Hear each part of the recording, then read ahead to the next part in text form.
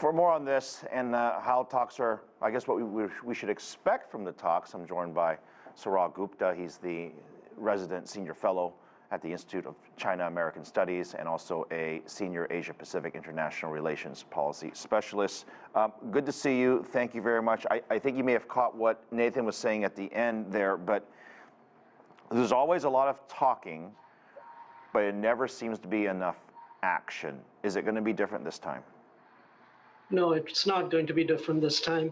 But I do think there are probably targeted gets that the Americans are trying to get from ASEAN. And one of them, I think, over the next 2 days is to have a larger number of ASEAN countries sign up to the Indo-Pacific Economic Framework. Because if the number of ASEAN countries signing up is too low or too tiny, I think the framework would be shot through right at the very beginning itself. So let's say they don't get enough people to sign up, because not every nation has the same exact issue. I mean, that's one of the problems. It's always been one of the issues, is the bigger ones have different issues, the smaller ones have different issues, and no one's been able to coalesce sort of a consensus in terms of, let alone statements, but actually action. Fair enough, and that's absolutely correct. And actually, that is one of the reasons the Biden administration has drawn up the framework in such a flexible manner.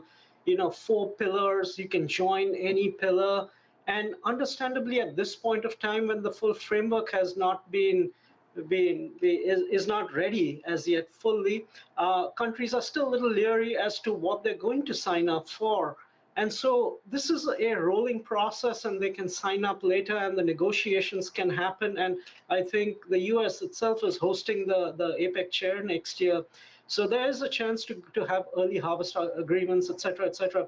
But the fundamental issue is that what is on the table offered by the Americans is, frankly, very weak soup. And the ASEAN folks know that, well, we don't have another option. We'll drink it, but we are not terribly happy drinking this. What do you think the ASEAN nations would like to hear from President Biden when it comes to regional security? You mentioned the soup, but what would be a stronger soup, so to speak? When I was talking of weak gruel, weak soup, I was thinking in terms of the economic component, not on the security component, because on the security component, it's very clear that the United States wants to make its presence felt in the region.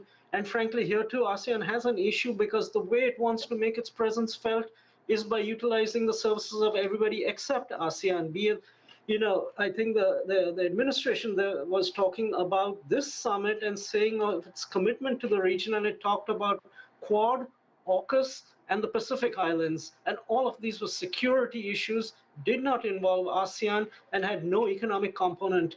And so I think on the security front, while they're assured that the US wants to maintain its presence there, they also want to see a little bit of consultation and consultativeness from America before it goes along with its initiatives. And they'd like to see perhaps a harmonization of the Indo-Pacific strategy with the ASEAN outlook for the Indo-Pacific. And we'll see. I'm guessing there will be discussions on that front. What comes out of it, we'll have to see.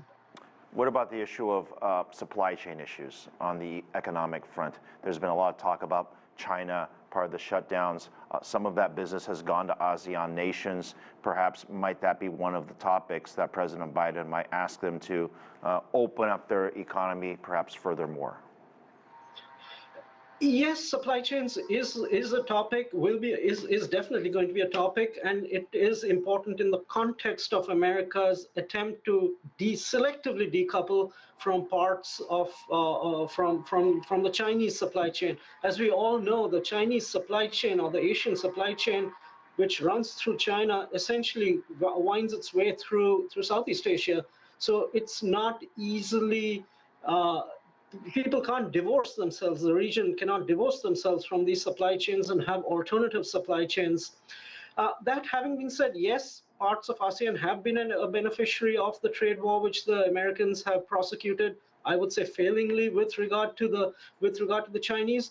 But with regard to supply chains in particular, it's more important to capture those folks who are at the higher levels, at the higher tiers of the supply chain. And I think that conversation is more productively done with perhaps somebody like Japan and South Korea and the Taiwanese informally, rather than with ASEAN countries. But I'm sure that conversation is happening right now in the White House. Sourabh, a lot's more to discuss.